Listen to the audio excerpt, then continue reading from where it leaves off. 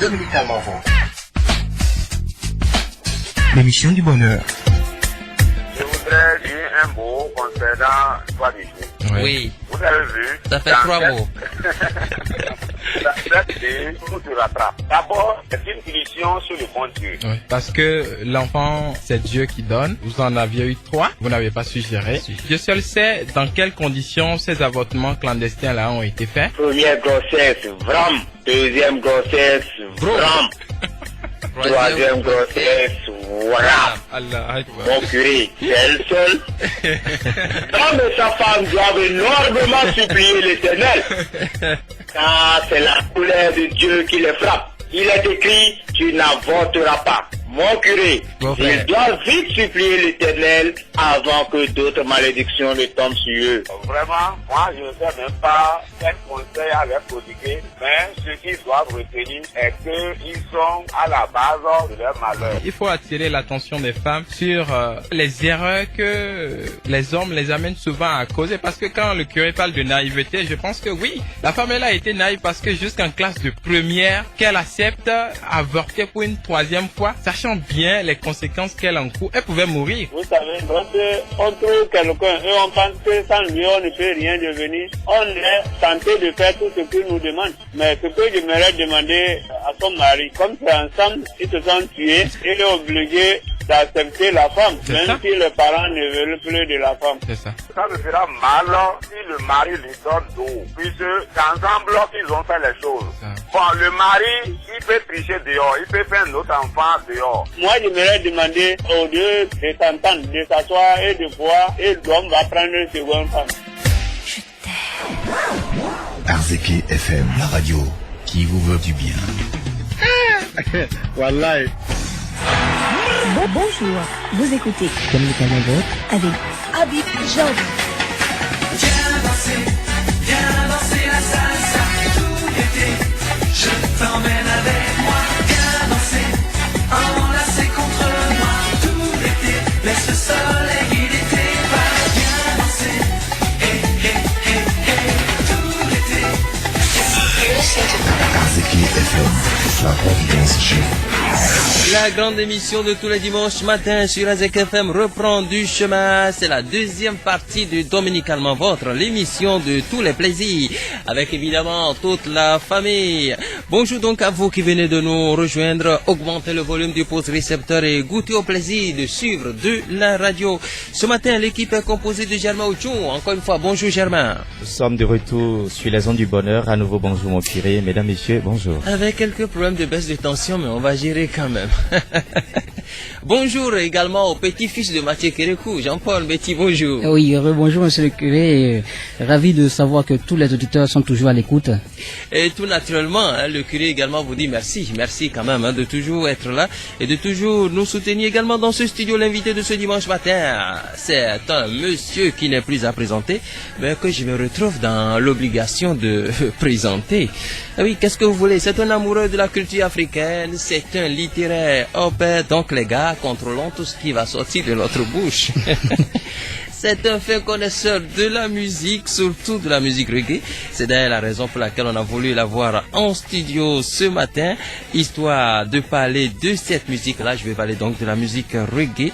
Il ne s'agira pas de parler du 11 mai, il ne s'agira pas de parler de Bob Marley, mais d'aller même au très fond de cette sonorité musicale qu'est le reggae, de savoir en réalité ce que ça veut dire, de parler des messages véhiculés par le reggae, et surtout de comprendre pourquoi le reggae ne prend plus depuis un certain temps, surtout dans la ville de Parakou, au niveau de nos chaînes de stations radio et même au niveau de la jeunesse de Parakou. Alors, je vais m'en arrêter là parce que si je dois continuer la présentation, il y a encore beaucoup d'autres choses que je risque de dire et la SB2 risque de repartir avec son courant. Donc, bonjour à vous, monsieur Gaston Yamaro. Bonjour, Habib. Et ce dimanche matin. Ça va, non, ça va. Vous êtes d'accord avec moi que les présentations ne sont pas terminées là? Mais on va faire avec. Il faut qu'on arrête. Alors, merci quand même de nous faire ce plaisir d'être en studio avec nous. Ensemble, nous allons animer donc la seconde partie de la messe du curé, une seconde partie qu'on démarre avec le top 5 des personnalités qui ont marqué l'actualité politique, je dirais même sociale et culturelle du Bénin, de l'Afrique et même, pourquoi pas, du monde entier. Allez, c'est avec vous, Germain Ochoum. Si vous êtes prêts, c'est que nous aussi, nous sommes prêts pour donc le top 5 des personnalités de ces 2 dernières semaines. Fidèles amis du bout des ondes, bonjour. L'actualité a encore évolué ces dernières semaines. Et voici la quintessence de votre top 5 des personnalités qui ont marqué le public. Démarrons ce top 5 par Candy Dazanaï qui occupe la 5e place. En effet, le mercredi 4 mai dernier, cela fait 1 an que le député Candy Dazanaï a échappé à une arrestation à son domicile à Zobo. Qu'il vous souvienne qu'au lendemain de cette arrestation manquée, les populations de Cotonou sont descendues dans les rues pour dénoncer les manœuvres non démocratiques du pouvoir d'alors. Je m'en souviens. 1 an après les événements, les Béninois continuent d'en parler surtout au niveau des réseaux sociaux, ce qui fait du personnage principal de cette affaire une personnalité dont le nom continue toujours de circuler dans les débats. Encore que, ironie du sort, l'homme est nommé ministre chargé de la Défense nationale. Retour sur un extrait du point de presse animé par Candide Azanaï.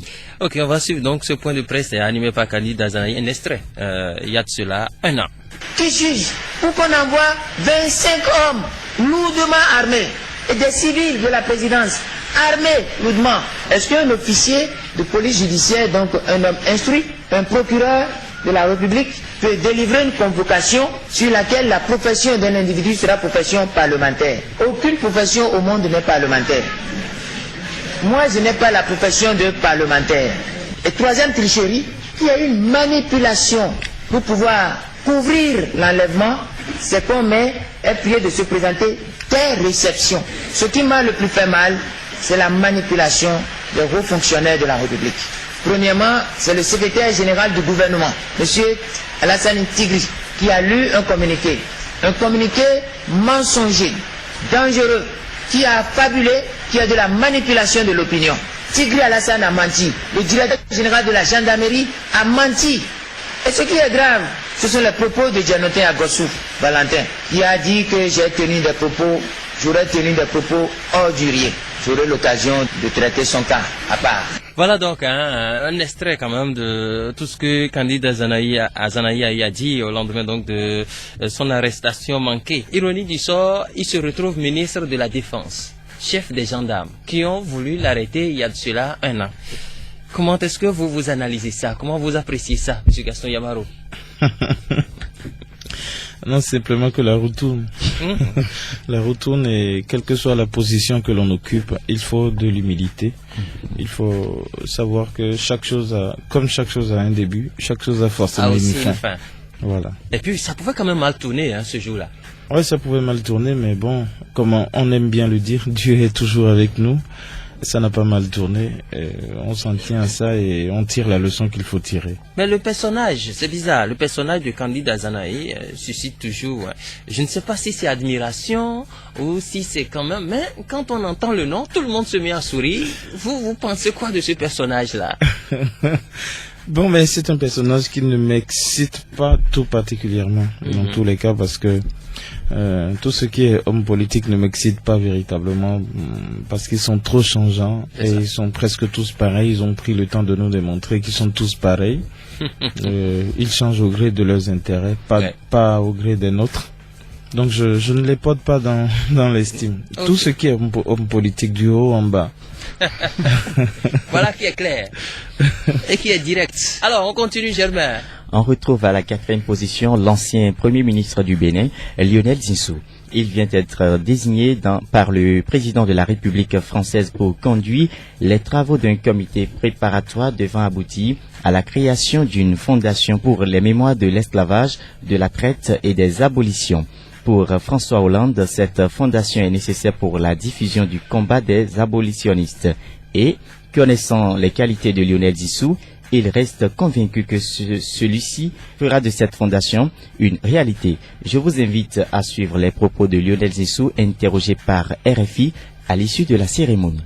pense qu'elle est fondamentale pour le récit national français. Elle est fondamentale pour les départements d'outre-mer aussi, où les éléments de conscience de l'esclavage peuvent aller jusqu'à bloquer encore la société contemporaine, où des discriminations peuvent demeurer fondées sur ces différences entre maîtres et esclaves. Donc c'est vraiment essentiel, et c'est essentiel pour l'Afrique, dans ce commerce triangulaire.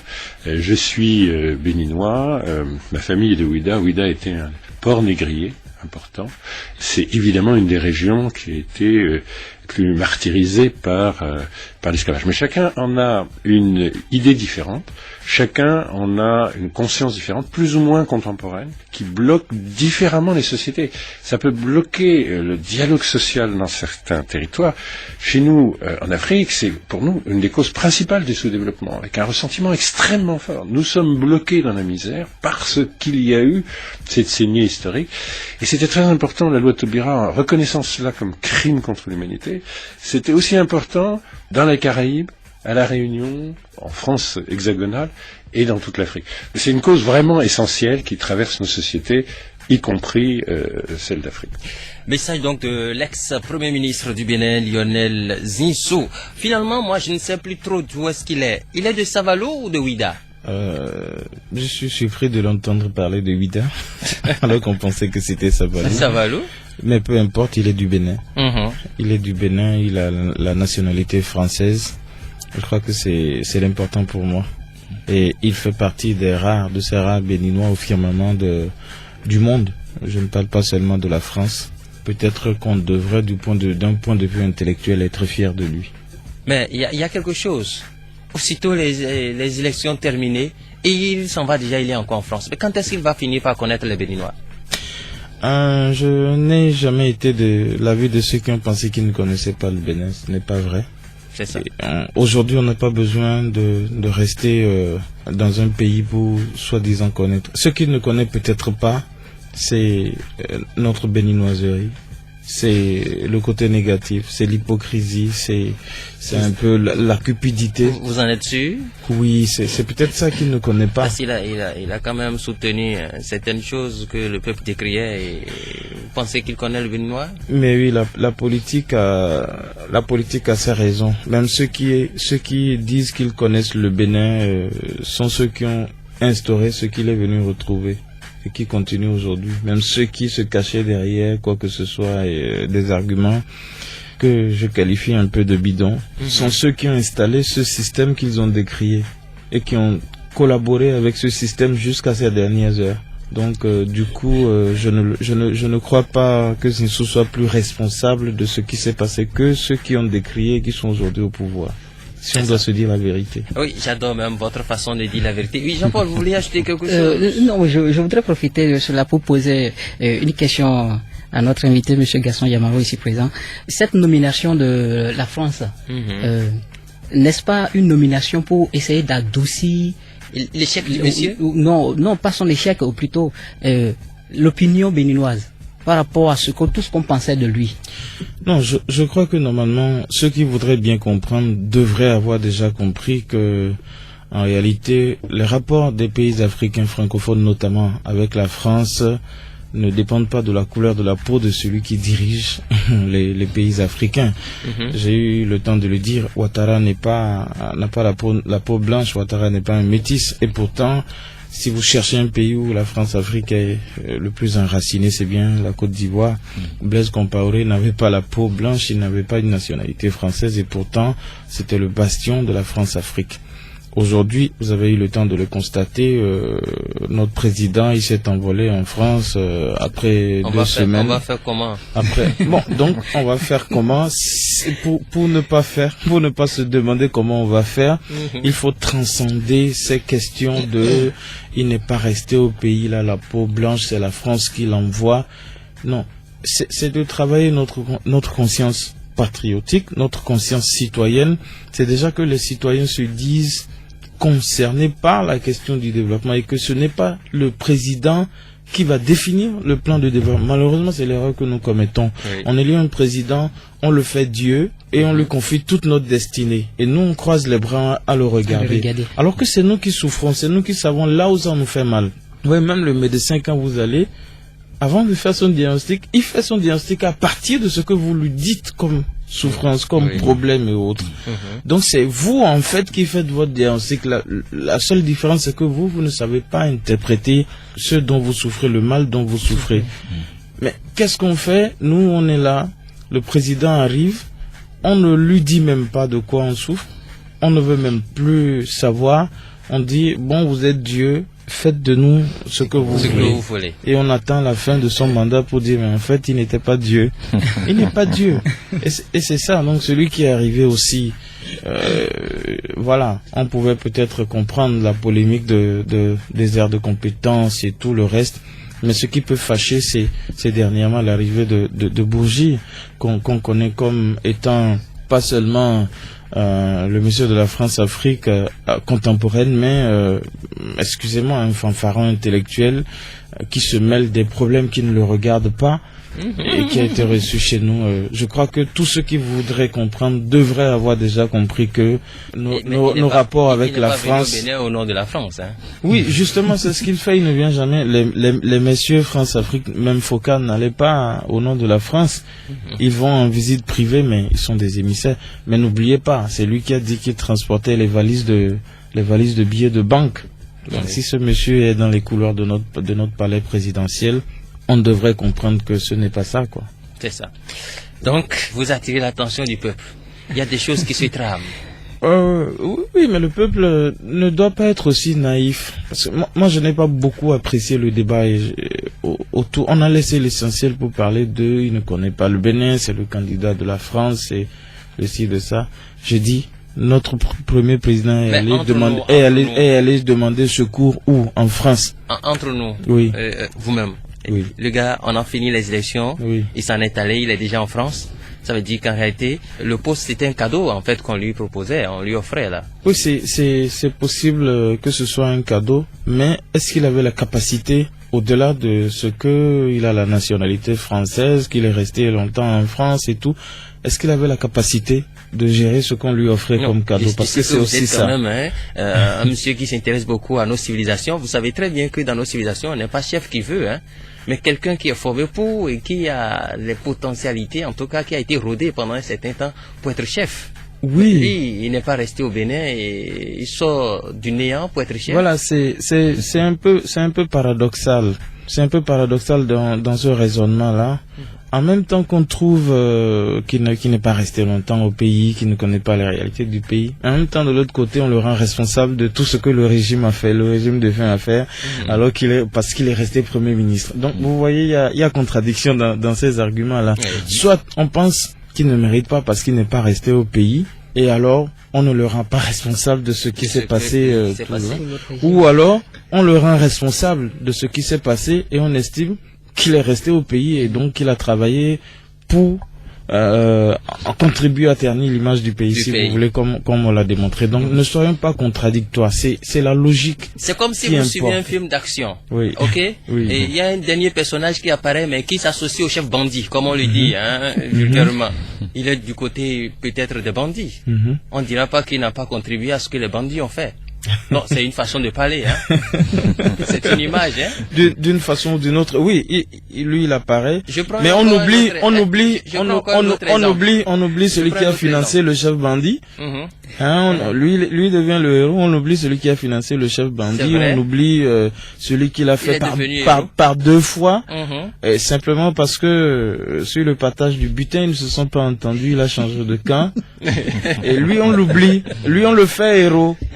Et lui, il est le grand Dieu aujourd'hui. Donc, moi, je crois qu'il faut qu'on raisonne logique. C'est vrai, vous avez raison. Il y a un paradoxe là, il y a quelque chose qui ne va pas trop. Et le Béninois est bizarre quand même, hein, au-delà de tout. Ah oui, on va continuer. 3e position. Irénée Agossa occupe la 3e position de notre top. Celui qui avait donné sa tête à couper en cas d'élection de Patrice Talon s'est vu rattrapé par le tourbillon du nouveau départ. Irénée Agossa, directeur général de la Sonacopos, est suspendu de ses fonctions avec 2 de ses collaborateurs. Il s'agit du directeur financier et du directeur commercial de cette entreprise. Cette suspension fait suite à une conférence de presse organisée le mardi 10 mai 2016 par les secrétaires généraux des centrales et confédérations syndicales du Bénin. Lors de cette conférence, les secrétaires généraux ont dénoncé les cas de mauvaise gestion à la Sonacop. Ils ont notamment parlé d'une affaire d'achat de 2 milliards de francs CFA, de lubrifiants confiés à une structure privée et des anciens tickets valeurs retirés de la circulation, mais qui jusque-là n'ont pas été remboursés. Les syndicalistes exigent un audit général de la structure. C'est nul doute pour cet audit que le DG Agossa et certains de ses directeurs ont été suspendus. L'IGM et un huissier de justice ont posé des scellés sur la porte des bureaux des intéressés. Honnêtement, entre nous, M. Gaston Yamaro, est-ce que ce n'était pas mieux pour lui de démissionner? Vous voyez, pour moi, là encore, je vais être assez direct. Irénée Agossa, c'est le prototype même des tonneaux ronflants qu'on connaît au Bénin, ça. Voilà, c'est la marque même de l'incompétence. Parce que depuis... Oui, on va pas diluer ça un peu? Bon, c'est quoi l'incompétence? C'est quand on confie quelque chose que vous n'arrivez pas à gérer, c'est l'incompétence. Depuis qu'on lui a confié la Sonacop, où est-ce qu'on en est? Au contraire, en voulant faire des réformes, il a plombé la question des tickets valeurs et tout le reste. C'est sous lui qu'on a dit qu'on est venu voler des tickets valeurs en grand nombre et tout ça peut-être. Donc ça veut dire que même la moindre sécurité des lieux là, il n'a pas réussi à le faire. Il n'y a pas de résultats probants. Il ne pouvait en être autrement que quand on voit que c'est un cadeau qu'on lui a donné sur un plateau en diamant comme ça, parce qu'il s'est vociféré comme tout le monde sous le couvert de son c'est un mouvement ou un parti, je ne sais pas trop, le nationaliste et tout ça. Non, il faut qu'on tire aussi des leçons à partir de René Agossa. Il ne suffit pas de savoir parler français, de hurler par-ci et par-là pour mériter de se faire nommer. Donc je pense qu'au-delà de ce qu'il a dit, ça, on a dit au plus haut sommet que c'était des intrigues politiques. On en a beaucoup entendu pour ses arguments et tout ça par rapport à Patrice Talon et tout ça. Il avait en tout cas ses raisons de jurer. Mais comme vous l'avez dit, s'il était compétent, s'il était consciencieux, véritablement, dès que Patrice Talon est élu, il aurait pu démissionner. Dépose sa démission. Mais la démissionner n'est pas dans les habitudes du Béninois parce que voilà. Mais aussi peut-être que du point de vue éthique, même parfois démissionner n'est peut-être pas bien. Il vaut mieux attendre. Pascal Irénée Koupa qui n'avait pas démissionné jusqu'à la dernière minute où il a été débarqué, alors que tout le monde sait qu'à un moment donné ça ne gazait pas très fort avec Boniaï et tout ça. Lui, soit dit en passant, lui aussi on le considère comme héros alors qu'il est resté avec le chef bandit en griffe jusqu'à la fin pratiquement. Non, donc pour moi Irénée Agossa, ça ne m'émeut guère. C'est ce qu'il mérite et voilà. On espère seulement que celui qui va le remplacer va faire mieux. Mieux. On l'espère vraiment. Et puis nous on continue notre petit bonhomme de chemin. Nous revenons à Parakou pour retrouver l'honorable Rachid Badamansi qui s'engage dans la lutte contre la gabegie dans la commune. En effet, l'actuelle équipe de la mairie aurait en vue un projet d'achat des véhicules de commandement pour le maire, ses adjoints et les chefs d'arrondissement qui s'élèverait à un coût global de 400 millions. Informé, l'ancien maire de Parakou, Rachid Badamansi, estime que c'est un projet exorbitant qu'il faut ranger car pour lui, la mairie est petite et n'a donc pas la capacité financière pour les entretenir. Il promet mener cette lutte jusqu'au bout.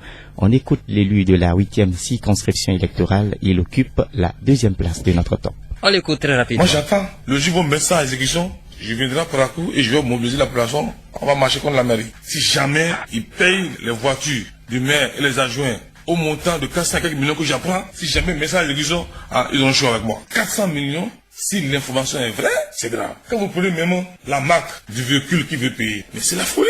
Cette marque-là, la mairie de Parakou, est petite, n'a pas la capacité financière pour entretenir ce véhicule. Je sais de quoi je parle. M'arrange que moi je roule, m'a coûté quelque chose de presque 40 millions de francs CFA.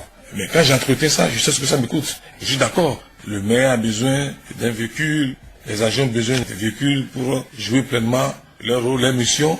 Mais ce montant-là, c'est irresponsable. Avec 400 millions, on peut faire beaucoup de choses. On peut construire des écoles, construire des maternités. On peut faire beaucoup de choses pour la population. Ça, c'est du gâchis. C'est une mal-gouvernance. Et j'ai appris que le véhicule est déjà arrivé. Si jamais la mairie de Parakou réceptionne ce véhicule-là, je vous jure, je leur réserve l'enfer.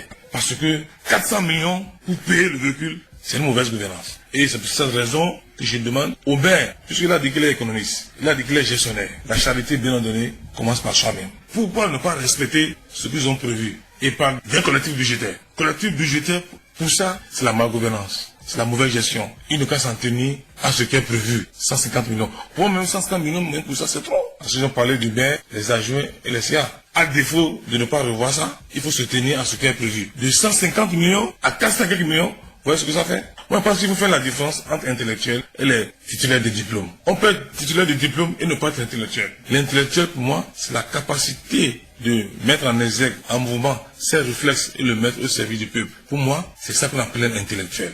Quand quelqu'un parle des intellectuels tarés, il a raison. Talent parlait tout dernièrement de désert de compétences. Et vous voyez aujourd'hui que c'est, effectivement, il y a désert de compétences. Voilà donc un propos de député Rachidi Gbadamassi. Réaction, Gaston Yamarou. Ça me fait sourire, simplement sourire, en me disant que je suis certain qu'aujourd'hui, si Gbadamassi avait l'occasion de regretter quelque chose, il devrait regretter d'avoir dit tout ce qu'il a dit là, parce que ça ne tient pas du tout la route. Pour une fois, son service de renseignement n'a pas fonctionné et il s'est emballé un peu trop vite. Parce que vous avez entendu Germain en parler de aurait, donc c'est le conditionnel. Lui-même, Gbadamassi a dit, il paraît que. Ce n'est pas responsable pour une personne de son niveau, de son rang, de supputer sur des rumeurs. Ça, c'est un. Deuxièmement, la démarche aurait voulu, en tant que député, en tant que expérimenté, ancien maire et tout ça, face à celui qu'il a l'habitude d'appeler son jeune frère, déjà de nous dire, je l'ai appelé pour lui dire attention, ne fais pas ça, il ne m'a pas écouté. Je lui ai écrit, j'ai écrit au conseil municipal, ils ne m'ont pas écouté. Et attendre aussi qu'il y ait ce collectif budgétaire, parce que il faut aussi expliquer ce qu'on appelle le collectif budgétaire. Ça veut dire quoi? Que on avait le budget, mais on s'est rendu compte que il y a certaines lignes qui, enfin, sur lesquelles peut-être que les prévisions les prévisions étaient en deçà des réalités. On veut réajuster. On avait peut-être aussi pas prévu des entrées de fonds qu'on en finit pas à faire et qu'on veut réajuster pour leur affecter des dépenses et autres. On le fait. Et ce n'est pas le maire qui s'assoit dans son bureau pour faire un collectif budgétaire. C'est le conseil municipal. Donc tous les 25. Et une fois que tous les 25 ont adopté, même si les 25 portent cette ligne à 1 milliard, on ne peut pas appeler ça de la mauvaise gouvernance. Je suis désolé. On n'appelle pas ça de la gabegie. Je suis désolé. Là-dessus, je ne sais pas qui on va appeler intellectuel taré. C'est des mots qui ne devraient pas sortir. Maintenant, après ça, quand on nous dit que le montant serait exorbitant et autres, vous voyez, c'est un peu honteux quand même dans un pays où les citoyens... Pour acheter des véhicules, c'est honteux. Pratiquement le 10 000 milliards. C'est honteux dans un pays où les citoyens se disent ouvertement plus riches que les administrations.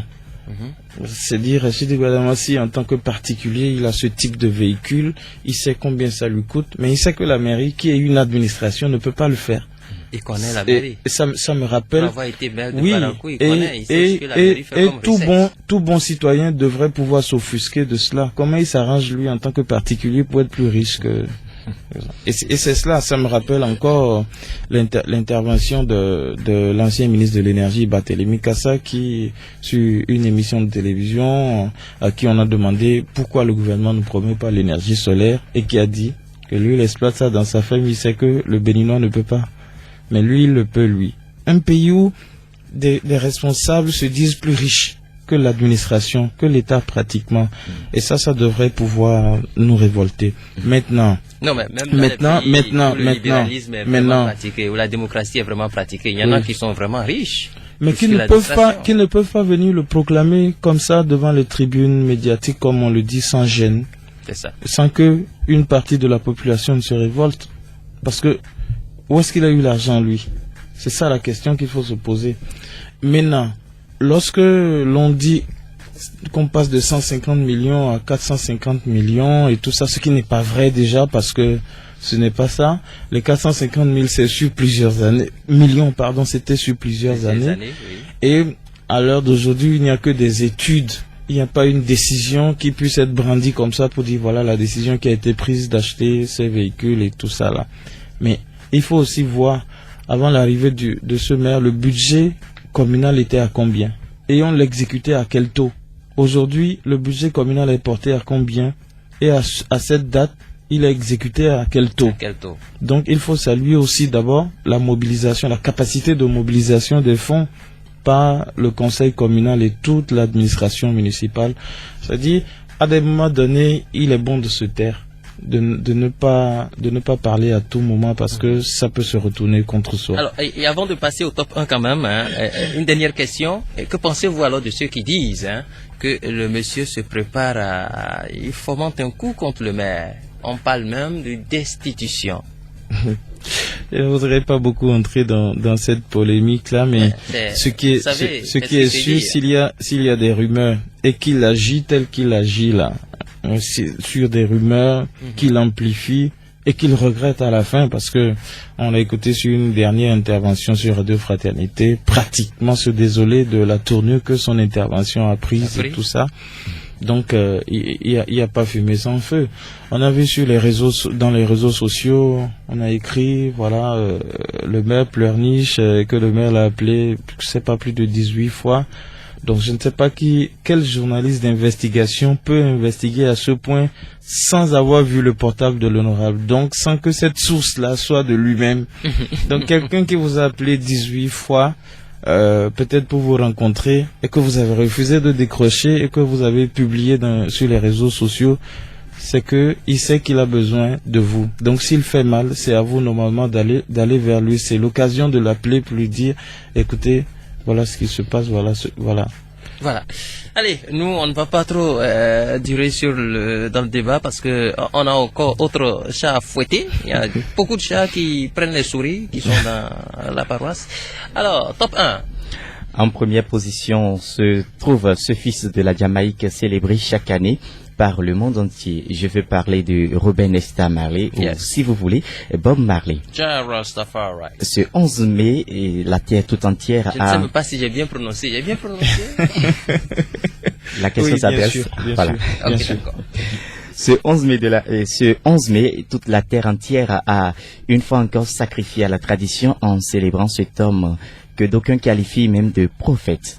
11 mai 1981, 11 mai 2016. Cela fait 35 ans que l'homme nous a quittés, mais son parcours et ses œuvres restent vivaces dans la mémoire de l'humanité. Bob Marley est un Jamaïcain qui a connu une jeunesse difficile. Il a grandi dans les ghettos de Treshton à Kingston. Ayant arrêté l'école à 14 ans, il s'investit dans la musique. Après plus de 20 ans de vie difficile, il connaît un succès international, surtout à partir des années 1975 avec le titre No Woman No Cry. À travers ses chansons, il popularise le reggae, qui est un rythme issu du milieu dans lequel il a grandi, et dénonce aussi les injustices sociales. Plus de 30 ans après sa mort, l'homme reste toujours une légende pour toute la terre entière. Nous allons suivre un court extrait d'une intervention de son fils David Marley, alias Ziggy, qui s'étonne lui-même de cette célébrité dont jouit son papa. L'homme, c'est une chose, mais le message, c'est le plus important. Je suis allé en Afrique, je suis allé dans de nombreux endroits, et Bob était présent. Sa musique était là, accompagnant les mouvements en faveur de la liberté dans ces pays.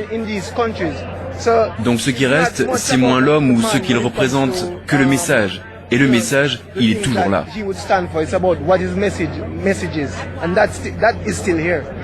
Voilà, pour ceux qui ne comprenaient pas anglais, il y avait bien sûr une surimpression pour vous permettre quand même de savoir ce qu'il est en train de dire. Bob Marley, c'est un homme qui était vraiment engagé, qui travaillait pour le peuple, qui s'inspirait en tout cas du vécu quotidien des hommes comme lui, de ceux-là qui souffraient, de ceux-là qui vivaient dans des situations difficiles. Bonjour, vous écoutez Comme le vôtre avec Habib Jordi.